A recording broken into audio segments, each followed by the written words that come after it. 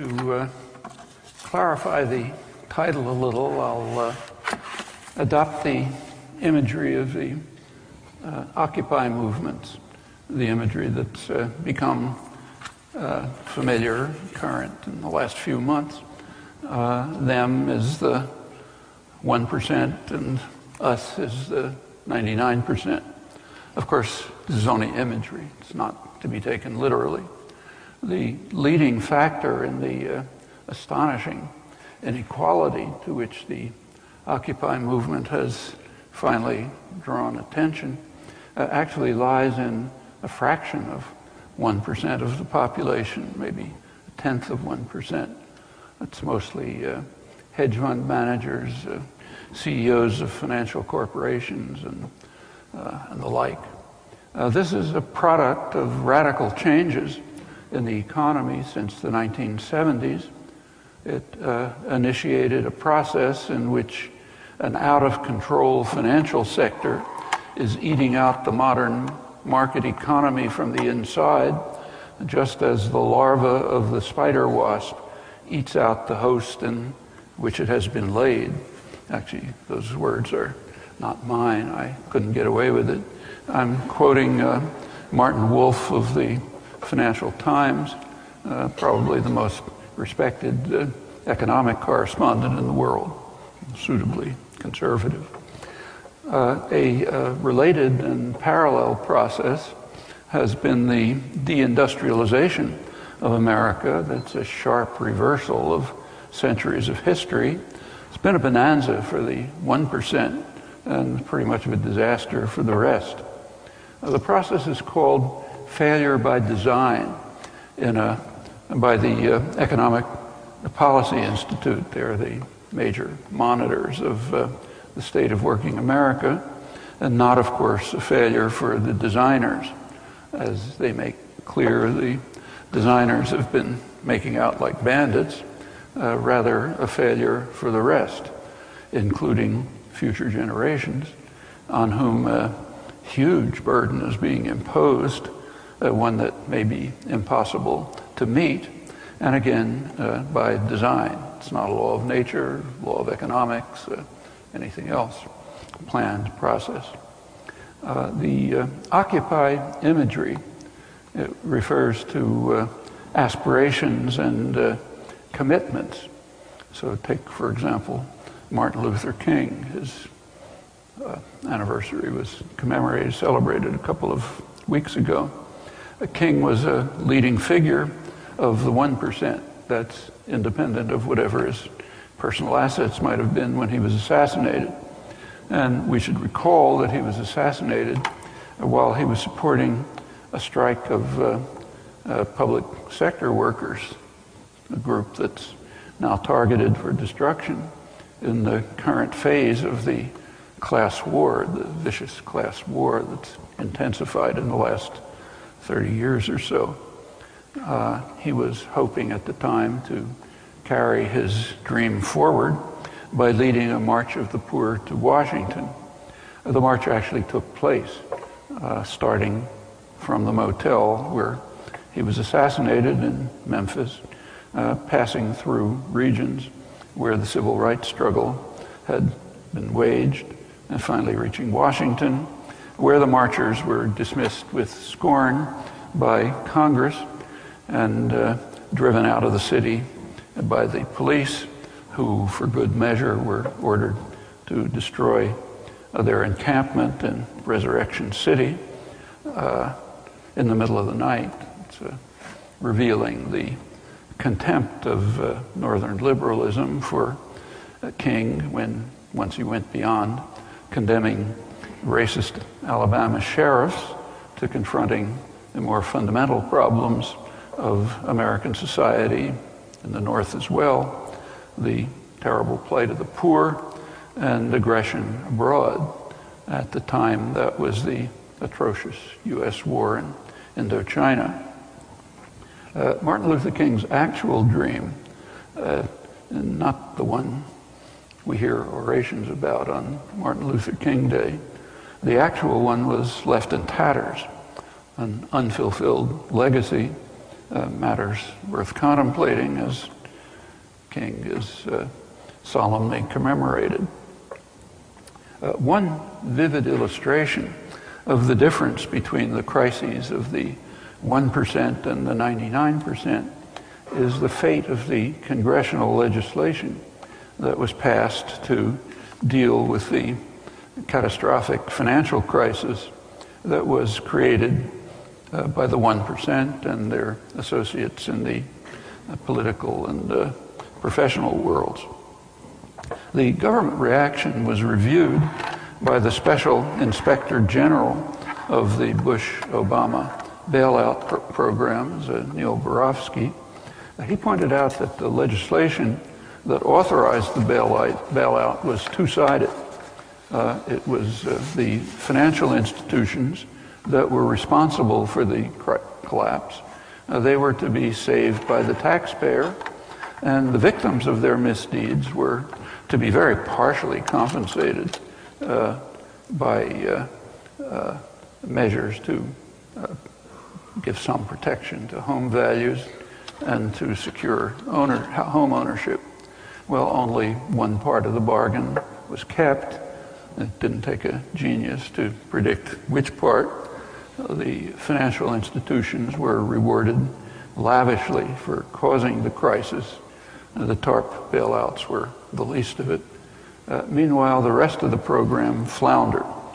Quote Barofsky, foreclosures continued to mount with 8 million to 13 million filings forecast over the program's lifetime, while the biggest banks are 20% larger than they were before the crisis and control a larger part of our economy than ever. Furthermore, he went on, they reasonably assume that the government will rescue them again if necessary. Indeed, the credit rating agencies incorporate future government bailouts into their assessments of the largest banks, exaggerating market distortions that provide them with an unfair advantage over smaller institutions which continue to struggle, and of course over the 99%. In short, he concludes, Obama's programs were a giveaway to Wall Street executives and a blow in the solar plexus to their defenseless victims, and very likely a stepping stone towards the next and probably worse financial crisis as business lobbying chips away systematically at the Dodd-Frank regulation bill. Well, these crises have been a regular occurrence since the Reagan years, though there weren't any before. Before that, the New Deal regulatory apparatus remained in place. That was also the greatest growth period in American economic history, often called Golden Age by economists.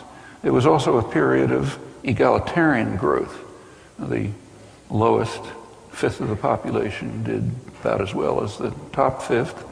It was also the period in which the modern high-tech economy was founded, very largely in the dynamic state sector of the economy, and not something you read about when you see the encomiums to Steve Jobs and Bill Gates and the others who made use of the contribution of the public to commercialize the work that had been done.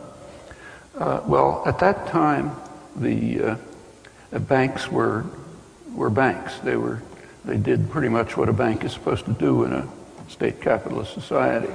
They took unused capital, like say your bank accounts, and they transferred them to what was supposed to be some constructive use, like somebody wants to buy a home or send their kids to college or start a business or whatever it may be. Now, that was the golden age. When deregulation began and the post-war system, so-called Bretton Woods system, was dismantled, that was a system of regulated capital and regulated currencies. When that was dismantled in the 1970s, it led to an extraordinary increase in global capital flow. Banks weren't banks anymore. They became financial casinos, increasingly opaque instruments, all kinds of incentives to underestimate risk because, as Borofsky pointed out, the nanny state is counted on to step in when things go sour. Credit rating agencies, as he wrote already, take that for granted. Well, it wasn't very hard to predict what was going to happen. There were a few international economists who actually did, very few. One of them was David Felix. He repeatedly warned, quoting him, that the increasing frequency of financial crises during the period of financial liberalization could terminate in an uncontrollable one, a return to the Great Depression, quite close to that. He was joined by a few others, among them John Eatwell and Lance Taylor, well-known British and American economists. They published in the 90s an important book called Global Finance at Risk.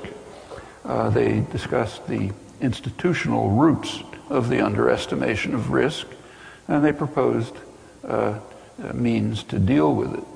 At root, the problems result from very well-known inefficiencies of markets, inherent inefficiencies of markets, which you learn about in your first semester of economics. One of these is that transactions in a market system don't take into account the effects on others who are not parties to the transaction. So, for example, if you sell me a car and we're paying attention, we'll work it out so that we both make out pretty well all right. But we simply don't take into account the effect of that purchase on somebody else, that guy over there. And the effects are real. There's more pollution, there's more traffic congestion, there are more accidents. And when you multiply these over the population, they become substantial. In fact, these externalities, as they're called, you don't pay attention to them, they're a footnote. They can be huge. That's particularly true in the case of financial institutions. So their vocation is to take risks. And if they're well managed, they are supposed to ensure that the potential losses to themselves will be covered. That is, to themselves, under capitalist rules, market rules. It's not their business to consider the risk to others. That's even apart from the nanny state rushing in when things get in trouble, which of course expands the underestimation of risks. But even apart from that, just inherent in a market system is that risk is underpriced because what's called systemic risk, that is the risk to the system at large, is not priced into decisions. So if Goldman Sachs makes a risky transaction, investment of some kind, or loan or whatever, it presumably, if well managed, covers the risk to itself, even putting aside the fact that the nanny state is there to help it out when things go wrong. But it doesn't take into account the risk that if its, say, loan goes bad, the whole system will collapse, which is pretty close to what happened. It insured itself with AIG. AIG tanked. If the government hadn't bailed out AIG, the biggest insurance company, Goldman Sachs would be bankrupt, and other consequences like it would have happened, as would happen in a capitalist society without the nanny state. But the risk is always there and exaggerated, underestimated, just by virtue of the nature of markets. Well, that naturally leads to repeated crises, but all such annoying thoughts were put to the side during the period of what's called neoliberal globalization. That kind of settled into dogma from the Reagan-Thatcher years. Also dismissed were occasional warnings to beware of what Nobel laureate Joseph Stiglitz 15 years ago called the religion that markets know best. They don't. There are inherent risks that are just part of them and can be very severe and often are. That's the least of it. But to devout believers who came to dominate the profession, such heresies as regulating financial markets must be dismissed, in fact, dismissed with ridicule, and in fact, they consistently were. The extremism of the religion was revealed quite graphically just a couple of days ago. The Federal Reserve, regularly releases transcripts after 5 years, and it released transcripts of internal discussions in 2006. Those are very interesting reading. That was just when the housing bubble was reaching its incredible peak, unnoticed, because markets know best. So the fact that in the last few years, housing prices had been shooting way out of sight, breaking a trend line of a century without any basis in any economic fundamentals, that had to be right, because markets know best. That's what the religion dictates. Economist Dean Baker, who's one of the very few who foresaw the catastrophe, he could do the arithmetic, which is apparently a rare talent. He comments that there is no one in the 8 Fed meetings reported who suggests that the economy faces any serious turbulence ahead. There is not even discussion that a mild recession could be in sight. There was a concern in the meetings. The concern was inflation, of which there wasn't even a remote sign, but that's what worries financial institutions.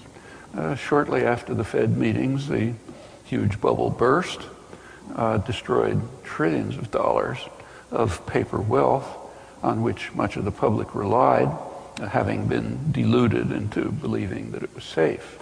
For the more deprived parts of the population, like African Americans, it virtually eliminated net worth.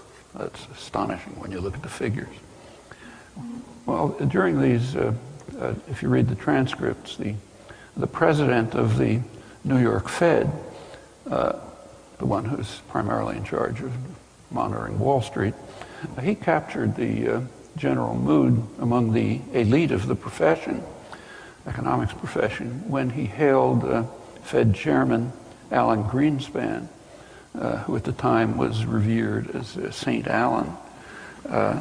On the eve of the worst crash since the Great Depression, Timothy Geithner, that's who it is, who went on to become, was appointed Obama's chief economic manager, he told Greenspan, "I'd like the record to show that I think you're pretty terrific. And thinking in terms of probabilities, I think the risk that we decide in the future that you're even better than we think is higher than the alternative. So you're up in the pantheon." Greenspan himself had not only boasted over the achievements of what economists called the Great Moderation, over which he was presiding, but he even explained how the magical tricks were performed. He's quite frank about it. During the Clinton years, he informed Congress that one of the ways in which he was achieving these fabulous results was to instill growing worker insecurity. And that's a good thing, he says, because it reduces efforts by working people to try to gain compensation and benefits to mitigate the harsh effects of the Great Moderation. And that's obviously healthy for the economy. The religion decrees that those gains should go to the 1%, of course, for the benefit of all by some kind of miracle that never takes place. After the Great Crash, 2007, such fundamental market efficiencies, which, as I say, you're taught about in the first term of economics, they finally did reach the attention of leading economists. One of the leading financial economists wrote that there is growing recognition that our financial system is running a doomsday cycle. Whenever it fails, we rely on lax money and fiscal policies to bail it out. The response teaches the financial sector to take large gambles to get paid handsomely, and don't worry about the costs. They will be paid by taxpayers through bailouts and lost jobs, and the financial system is resurrected to gamble again. Notice that that's recognizing a kind of a superficial cause of the problem. The deeper cause, inherent in market inefficiencies, in this case at least went unmentioned, though others mentioned it. So the system is a doom loop. Those are the words of the official of the Bank of England, who's responsible for financial stability, and in fact so it remains, getting worse. Well, as I mentioned, the failure by design traces back to the 1970s, when there was a substantial redirection of the U.S. economy towards financialization and offshoring of production, deindustrialization. Both of these were impelled in part by the falling rate of profit in domestic manufacturing, but also by diversification of the global economy. By 1970, the global economy was becoming what's called tripolar. You have to recall that after the Second World War, the peak of U.S. power, the U.S. was the one economic center, had half the world's wealth. Other industrial countries had been severely harmed or devastated by the war. U.S. gained enormously from the war. Industrial production practically quadrupled. And that was the peak of power. The famous American decline that's talked about these days actually started right away, declined very quickly. The decline is kind of interesting if you think about it. The first step in American decline has a name. It's called the loss of China. It happened in 1949, and then there's huge debate who's responsible for the loss of China, and a major issue in American domestic policy since that time. It's interesting that the phrase itself is never questioned. You can only lose something that you own, and it's just taken for granted. Of course we own the world. How can anyone question that? So if some part of the world moves towards independence, we've lost it. And then the problem is, who's responsible for the loss? So in fact, part of the post-war planning, very explicit, was that the U.S. should control the entire Far East, as well as most of the rest. So that's the beginning of American decline. Keeps going. I won't run through it. But by 1970, it had reached the point that instead of controlling half the world's wealth, it had declined to 25%, which is still colossal, but not 50%. And the United States by then it's about what it is now, incidentally. The United States was one of three major economic centers.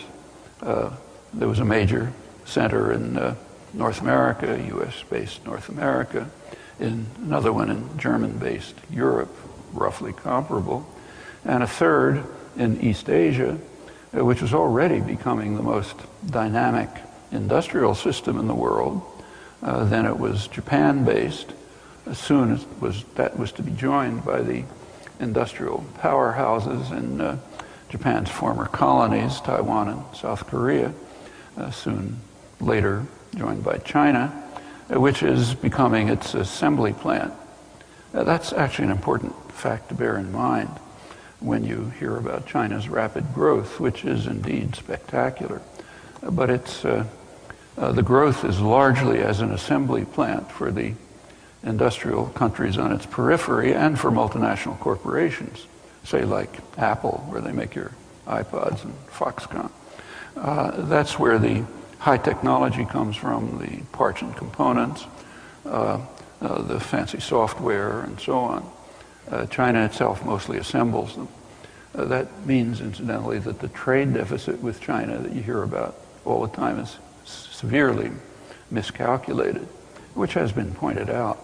In fact, if you calculate the trade deficit by what's called value added, how much value is actually added at each step of the manufacturing process, then the trade deficit with China reduces by about 25%, and it goes up by same figure approximately with the peripheral industrial countries. And of course, U.S. manufacturers make a gain from it as well, not the population. Now, there's a recent study by the Sloan Foundation that goes into this and gives some illustrations. One illustration is an iPod. They say if there's an iPod assembled and exported from China, it costs, they estimate, $150 to produce, and China adds $4 to that. The rest is coming from the outside. Well, under these conditions, namely decline in the rate of profit in manufacturing, diversification of the economy, opportunities for production abroad, and so on, under those conditions, financial manipulations and overseas operations became much more profitable for the designers of the economy, who designed a failure, as the EPI points out. What that did is it set off a vicious cycle of greater concentration of wealth, increasingly in the financial sector, which just exploded. That concentration of wealth leads almost automatically to concentration of political power. That in turn leads to legislation, which carries the cycle forward. So things like fiscal measures, changing tax burdens and so on, deregulation, rules of corporate governance that give more power to the chief executive, and a lot more. Meanwhile, what remained of functioning democracy, rapidly declining, was shredded further as the cost of elections skyrocketed. That drives the political parties deeper, even deeper than before. They're always there, but even deeper than before into corporate pockets. That's where the money is. The Republicans did it so enthusiastically that they scarcely even resemble a traditional political party anymore, which is part of the reason for the near lunacy of the Republican debates. We can talk about that. If you abandon any pretense of being a political party, you have to mobilize voters somehow. And you can't do it on the basis of your policies. You can't go to the voting public and say, hey, our only policy is to enrich the super rich and impoverish you. So you have to organize other constituencies, groups that are always there, but they weren't really mobilized as a political force in earlier years. That includes religious, could use the word extremist, meaning by world standards, but they're not extremist by U.S. standards. The country is kind of off the spectrum in religious extremism and has been for a long time, in fact, since the colonists. But they weren't organized as a political force very much, and now they are. That's a big voting constituency. Nativists who are consumed with hate and fear, they're always there, but now they're organized. Small businessmen who feel that the world's turning against them, they don't like the big corporations, they don't like the government, they don't like anybody. They can be organized, and other sectors like that. I kind of hate to say it, but those of you who know something about modern history will recognize that this is somewhat similar to the constituencies that big industrialists mobilized in Germany in the late Weimar Republic, which was the Nazi Party, and they thought they could control them, but it turned out they couldn't. That's a lot of dissimilarities, but some unpleasant similarities too. Anyhow, when you mobilize those constituencies, and that's who you have to talk to, then the debates and the so-called debates, the catechism and so on, is going to be like what you see on television. It's kind of amazing, the world. There's nothing like it in any parliamentary system, but it's almost inevitable once a political party abandons any pretense of being a political party and just is completely in service to a tiny sector, a fraction of the 1%. Well, that's the vicious cycle. The Democrats today are what used to be called moderate Republicans. Moderate Republicans, it's sometimes said that they're gone. They're not gone. They're centrist Democrats or even center-left Democrats. They're not far behind, although that's part of the vicious cycle. Well, actually, a lot of what's going on is in accord with a maxim of Adam Smith's that should actually be known better. Back in Wealth of Nations, 1776, he wrote that, of course he's interested in England, he wrote that in England, the principal architects of government policy are the people who own the economy. In his day, the merchants and manufacturers of England. They set policy, and they design it so as to ensure that their own interests are very well attended to, however grievous the effect on others, including the people of England, but in particular those overseas, like those in India who were suffering what he called the savage injustice of the Europeans, the British in that case, as he knew. Well, that's a pretty good principle of politics. It held well in 1770s. It's slightly different today. It's not merchants and manufacturers. It's financial institutions and multinational corporations. But the general maxim holds pretty well. You can make it more complex and sophisticated, but as a kind of a simple first approximation, it's not bad and very dramatic today. Well, it's also worth remembering that the founders of classical economics, that's Adam Smith and David Ricardo, they could predict what's been happening today, and in fact they did. They warned about what they recognized would be a nightmare of what's now called neoliberal globalization, what the 99% have been enduring here, and much harsher and long familiar in poorer countries. So, for example, Adam Smith discussed what would happen if in England the merchants and manufacturers decided to basically abandon England to invest abroad and import from abroad. He pointed out that they might do very well under those circumstances, but it would be very harsh for England. However, he argued that this is not going to happen because of a phenomenon that's sometimes called home bias. The merchants and manufacturers would prefer to do business at home, to invest at home and to get their commodities, products from home. And then he said, because of this, as if by an invisible hand, England will be saved from the ravages of what we called neoliberal globalization. That phrase, invisible hand, is a pretty hard one to miss. It's the only occurrence, the one occurrence of the phrase in his classic Wealth of Nations. So if you look it up in the index, that's the passage it'll take you to. It's basically a critique of neoliberal globalization and a description of what's happening now. He was not alone. The next great political economist, David Ricardo, classical economist, he recognized the same thing.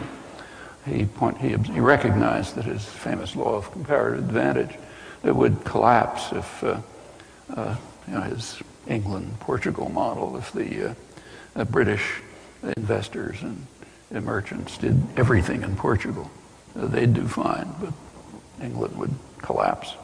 And he said it wouldn't happen. He hoped it wouldn't happen. He was a little more sentimental about it than Adam Smith. He hoped it wouldn't happen. He hoped that because of home bias, I'll quote him, most men of property would be satisfied with the low rate of profits in their own country rather than seek a more advantageous employment for their wealth in foreign nations. Feelings that I should be sorry to see weakened, he said. Well, that's what happened dramatically in the past generation. That leads to the process of eating out the market economy like the larva of a wasp, to quote Martin Wolf again, and destruction of the manufacturing base of the economy at home with all that entails, and it's quite serious. Well, the 1% can survive on finance and profits from production, survive very well, at least temporarily. production under absolutely hideous conditions at monstrosities like Foxconn, Taiwanese-owned corporation where they produce your iPods and other Apple products and others. But the 99% can't survive on this. And there are other effects, longer-term effects. One of them is loss of the technological edge. That's another debt we're imposing on future generations. To take one rather striking illustration, there is a rapidly growing market for solar panels, growing very fast. It's now been largely taken over by China. The U.S. Secretary of Energy, physicist Stephen Chu, he warned recently to Congress that the United States is falling behind in advanced manufacturing, and he took as Exhibit A solar panel manufacturing. He toured one of the main Chinese factories, and he reported, it's a high-tech automated factory. It's not succeeding because of cheap labor, rather because of sensible planning, the government creating opportunities for infrastructure for suppliers and so on. Kind of synergies develop.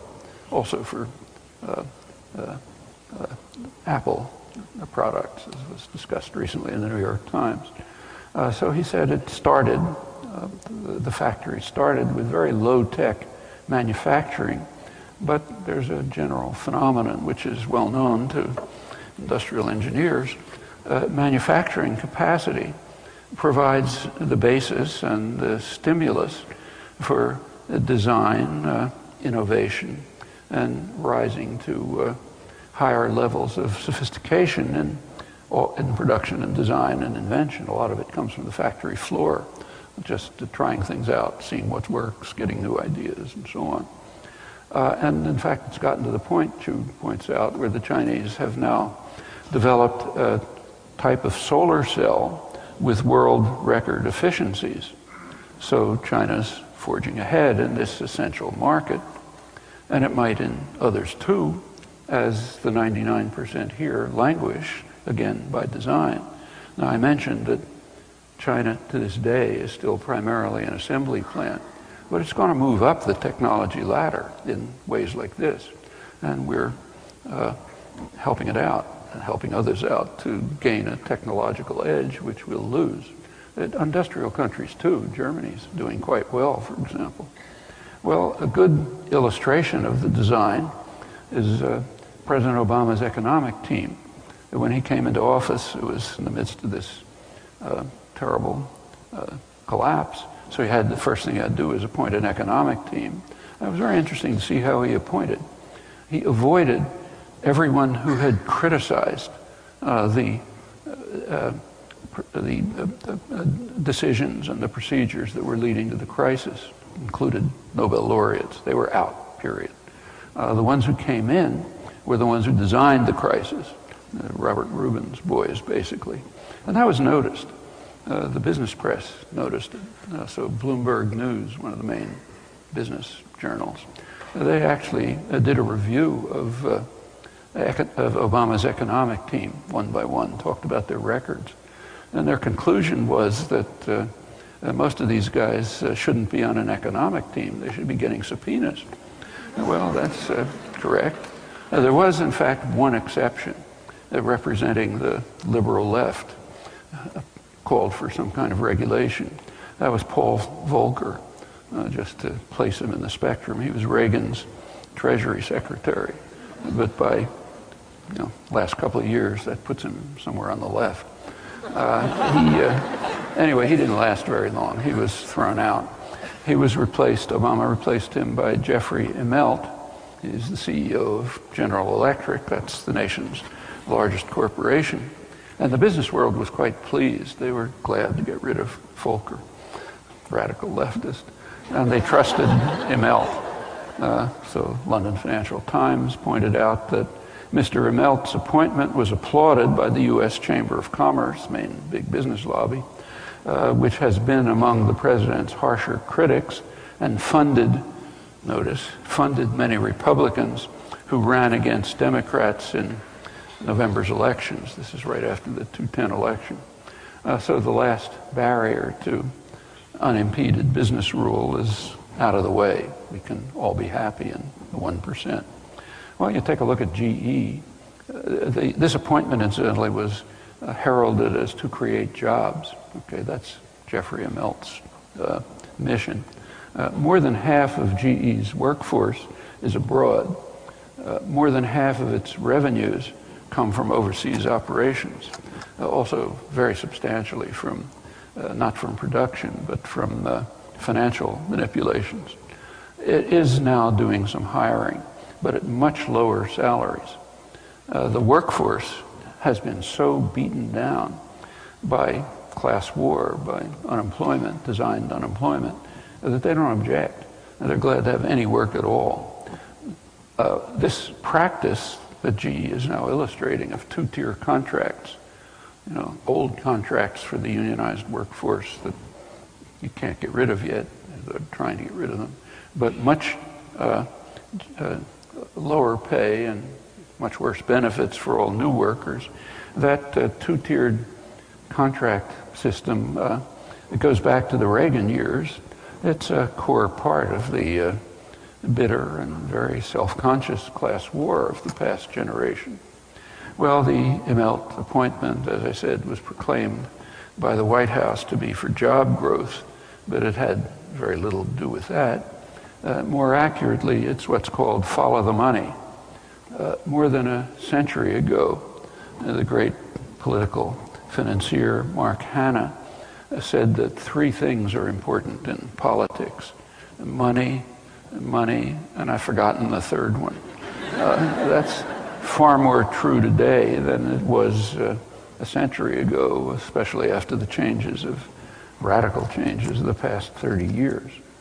Well, the consequent and perfectly predictable decline of, and in fact intended, decline of democracy is evident every day on the front pages.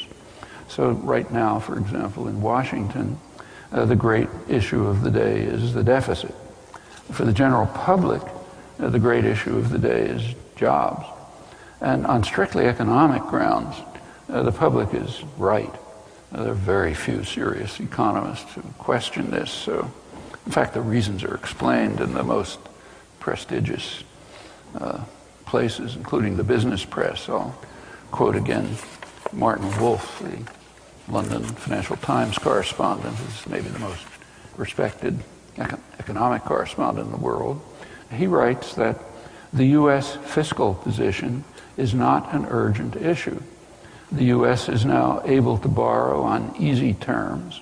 The astonishing feature of the federal fiscal position is that revenues are forecast to be a mere 14.4% of gross domestic product in 2011, far below their post-war average of close to 8%. Individual income tax is forecast to be barely 6% of GDP in 2011. This non-American cannot understand what the fuss is about. In 1988, at the end of Ronald Reagan's term, receipts were 3 times that high, over 18% of GDP. Tax revenue has to rise substantially if the deficit is to close. And of course, that means rise substantially on the sectors of the population where it's been sharply reduced, the rich, especially the super rich, and the corporate sector. Well, it is astonishing, but it's not hard to understand. It's the demand of the financial institutions and the super rich, and in a rapidly declining democracy, that's what counts. Those are the voices that are heard. And as an instrument of class war, the policies that the public strongly opposes make perfectly good sense. Actually, much the same is true these days in continental Europe. There too, leading economists, financial press, even the International Monetary Fund, point out that the policies of the European Central Bank, which are much more reactionary than the Fed, their policies imposing austerity during recession are almost certain to undermine growth and even to undermine debt repayment, which is exactly what's been happening.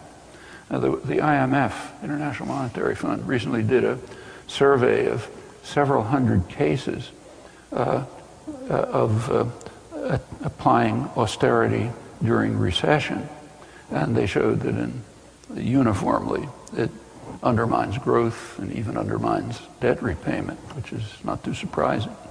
What's needed is economic stimulus, and Europe has plenty of resources for that.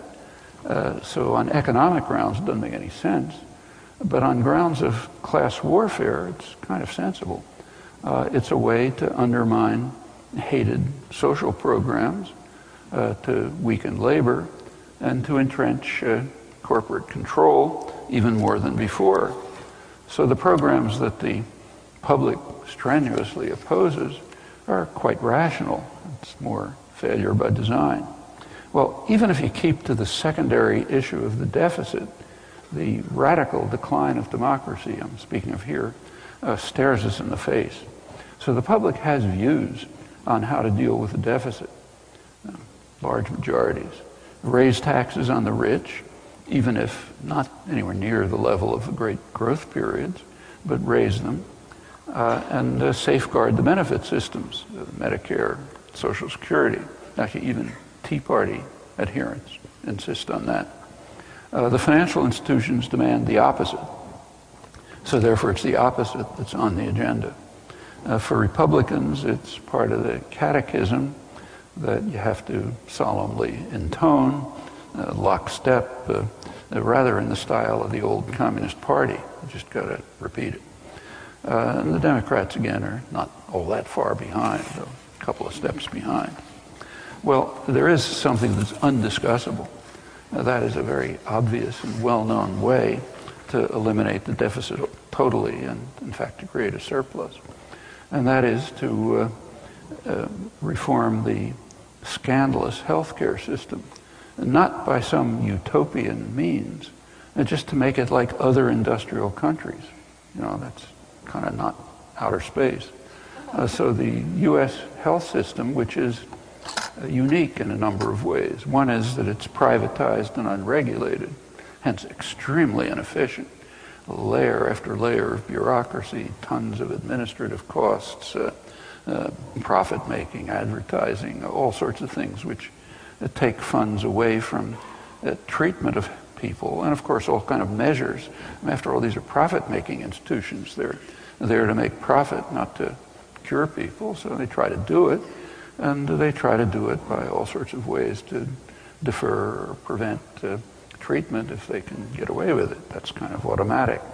And it's about twice the per capita costs, even more, of comparable countries. That does not translate into health benefits. In fact, the U.S. comes out sort of at the low end of industrial societies and health outcomes. But that's a huge cost. And in fact, if we did institute a healthcare system like other countries, the deficit would be wiped out, and in fact, there'd be a surplus. But that's not part of the debate over the deficit. It's not discussed in the media. The financial institutions don't want it. End of story. There actually is a far more ominous component of the failure by design. Now, that's not just for the 99%, but for their children and the grandchildren, and those are the 1% too. And that's environmental catastrophe. There have been a number of major emissions reports in the last couple of weeks. One from the International Energy Association, which is a pretty conservative body. It was founded by Henry Kissinger. They came out with their regular report indicating that emissions, greenhouse emissions, were far beyond what had been anticipated. And their chief economist warned that we may have about 5 years before the window closes, as he put it. We'll reach the point in global warming which is irreversible, assumed to be irreversible. From then on, it just explodes. And these are what are called nonlinear processes. It can explode pretty fast. So we got 5 years.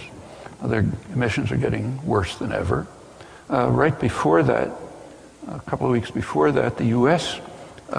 Energy Monitors, Energy Department, produced its estimates, which similar said it's for 2010, the last figures.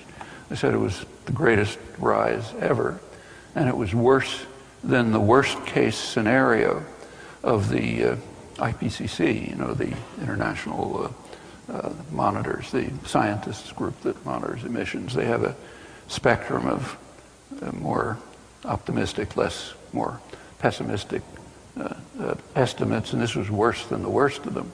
I should say that where I am at MIT, that didn't come as any surprise. There is a climate change study group at MIT, and they've been saying for years that and publishing the fact that their own models suggest that the IPCC consensus is, even its worst case, is far too optimistic. Well, that's what the latest emissions report shows. Congress reacted to this. They reacted by enacting legislation to ensure that there can be no inquiry into whether the crazy weather of the past year, which is very unusual, it might have something to do with global warming. And they explained you can't inquire into that, because if you inquire into it, you might open the door to conceding that global warming is taking place, or that it could be a problem. And can't do that, so therefore we can't inquire into it. It's kind of similar to the National Rifle Association, which for decades has prevented any legislation which would lead to an inquiry, no action, just an inquiry into whether there's a relation between guns and homicides. It's clear what they're going to find out, but you can't inquire into it. It's too dangerous. Meanwhile, Republican Congress is busy. It's dismantling environmental measures that are on the books, the ones introduced by Richard Nixon, who was in many ways the last liberal president. Eisenhower would look like some kind of flaming radical today.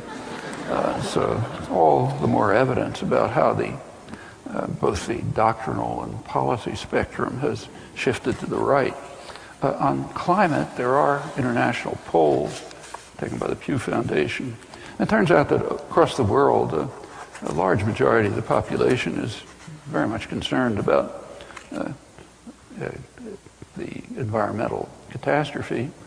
Even in the United States, there's considerable concern, although the United States is much lower than other countries. There's much less concern, less belief that it's real, which is why every Republican candidate can say, and indeed must say, doesn't exist or it's not a problem, and get away with it. In the United States, this figure has been going down for the last couple of years, concern for climate, the problems of climate. And that's certainly correlated with a massive corporate propaganda campaign, which was openly announced and nothing secret about it. You could read in the New York Times that after the success of the insurance companies in beating back health reform and turning the Obama program into a kind of a gift to them, which indeed it was, after their success, the Chamber of Commerce, American Petroleum Institute, and others announced that they're going to use the same methods to try to undermine the concern over global warming. And it's been a big campaign. It's apparently had a substantial effect. And that's all a direct consequence of the shift of power towards unaccountable private tyrannies and the religion, and it is a religion, that there must be no public interference in their pursuit of short-term profit and power. Well, it's easy and convenient to make fun of the Republican congressman who explained that there can't be any environmental problems because God promised Noah that there would never be another flood. That's easy. We can laugh about it. It's less easy, less convenient, and far more significant to pay attention to the secular religious extremism that's all around us, right in our circles, our own enlightened circles, the kind that I mentioned. And this indeed goes well beyond what I've already mentioned, and it involves crises that are far graver than the failure by design in the rich countries from which the 99% are suffering. Among these many crises, and there are plenty of them, there's one that ought to be of prime concern for us, and that is just on moral grounds, the crises affecting the victims of our crimes. Well, these are ranged too widely to talk about, but I'll just end by bringing up one quite striking case, which happens to teach us a good deal about ourselves if we choose to learn from it. As you know, anniversaries of important events are often commemorated, sometimes quite solemnly, like Pearl Harbor Day. But there are some that are forgotten, and they have lessons too. So I'll mention one. We are now reaching the 50th anniversary of the date when President John F. Kennedy launched a direct U.S. invasion of South Vietnam. Just 50 years ago, he shifted U.S. policy from support of a brutal client regime that had killed tens of thousands of people and elicited resistance that it couldn't subdue. He shifted policy from support for them to a direct U.S. attack. That included bombing by U.S. aircraft, use of napalm, chemical warfare, programs that ultimately drove millions of people, villagers, into urban slums or what amounted to concentration camps, in which the story was they would be protected from the indigenous guerrillas, who, in fact, the administration knew they were willingly supporting. Well, I'll quote official sources from 50 years ago. President Kennedy authorized use of U.S. forces in a sharply increased effort to avoid a further deterioration of the situation in South Vietnam, including increased airlift to the government of Vietnam. That's the U.S. client regime, which until virtually the end declared itself to be the government of all Vietnam.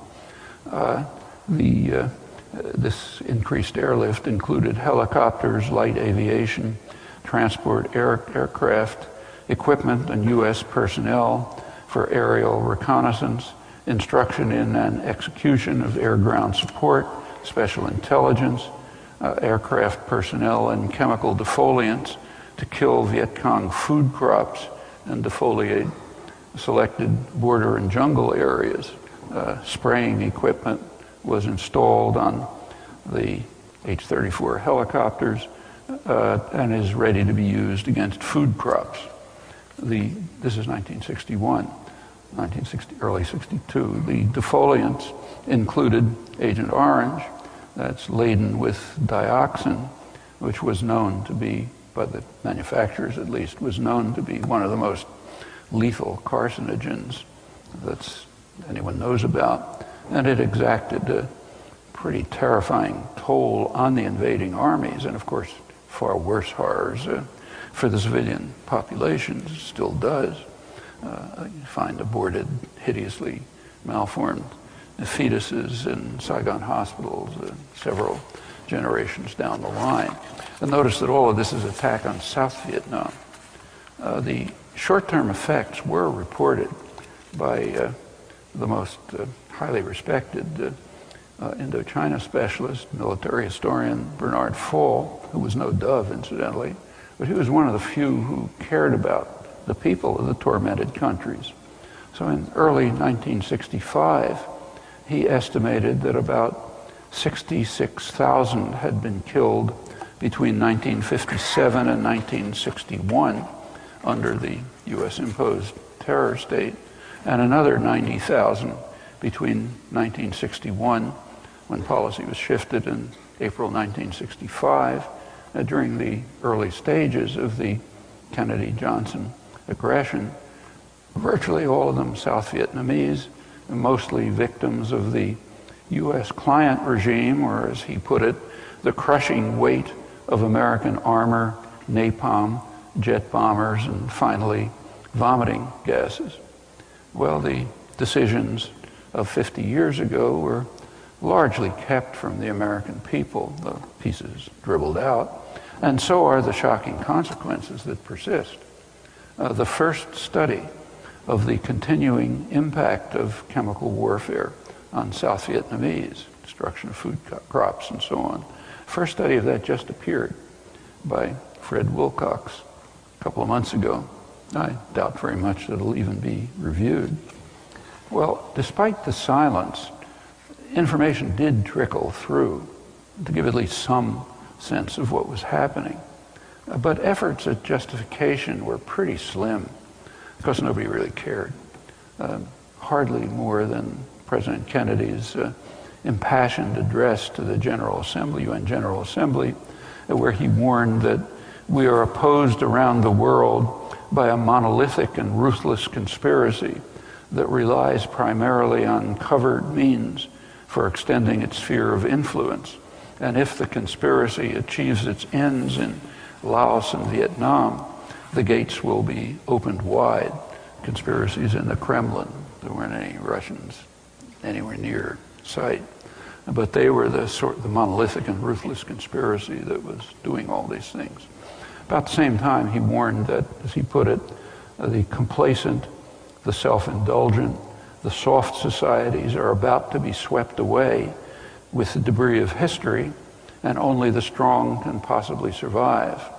Now, that was his lament after the failure of the invasion of Cuba, the Bay of Pigs invasion, a warning that got to do something about it. Well, hardly necessary to spell out the actual basis for these grim pronouncements, since so few people were even paying attention to what was actually being done. And the invasion itself passed with hardly more than a yawn. Well, that was 1961. Years later, by 1967, opposition to the crimes did reach a substantial scale. But by that time, hundreds of thousands of U.S. troops and tens of thousands of virtual mercenaries were rampaging through the country. Heavily populated areas were subjected to saturation bombing, and by then the invasion had spread to the rest of Indochina. And the consequences had become so horrendous that Bernard Fall again forecast that Vietnam as a cultural and historic entity is threatened with extinction as the countryside literally dies under the blows of the largest military machine ever unleashed on an area of this size. And he was again referring to South Vietnam, which was always the main target up to that point. The war went on for another 8 horrendous years, and mainstream opinion was divided between those who described the war as a noble cause that could have been won with more dedication, and at the opposite extreme, the critics to whom it was a mistake that proved too costly, kind of like the German general staff after Stalingrad. That's the liberals. By 1977, President Carter aroused almost no notice when he explained that we owe Vietnam no debt because the destruction was mutual. Practically no comment. Well, still to come after Bernard Fall's grim warning was the bombing of the remote peasant society of northern Laos, bombing with such intensity that the victims lived in caves for years to try to survive. A bombing that had almost nothing to do with the Vietnam War, had mostly to do with the fact that there were a lot of bombers around with nothing much to do. Shortly after that came the bombing of rural Cambodia at the incredible level of all Allied air operations in the entire Pacific theater during World War II, including 2 atom bombs. That's rural Cambodia. All of this was under Henry Kissinger's orders. Anything that flies on anything that moves. Now, that's a call for genocide of a kind that's very hard to find in the archival record. It was kind of known, but disregarded.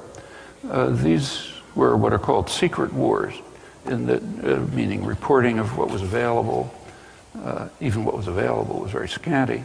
And the facts are still barely known to the general public or even educated elites, people who can recite by heart every real or alleged crime of official enemies.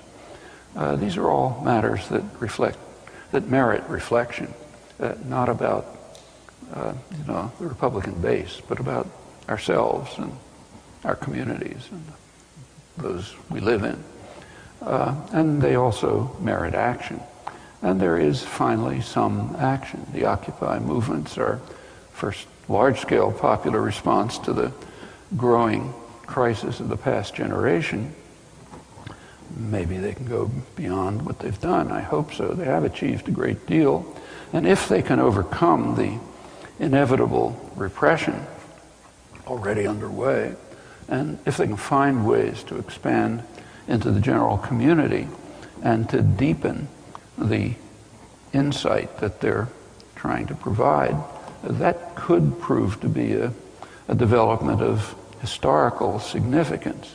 And whether that'll happen is essentially up to us to determine, just as it's up to us to determine whether, say, Martin Luther King's dream is to remain as in tattered ruins or can in fact be realized.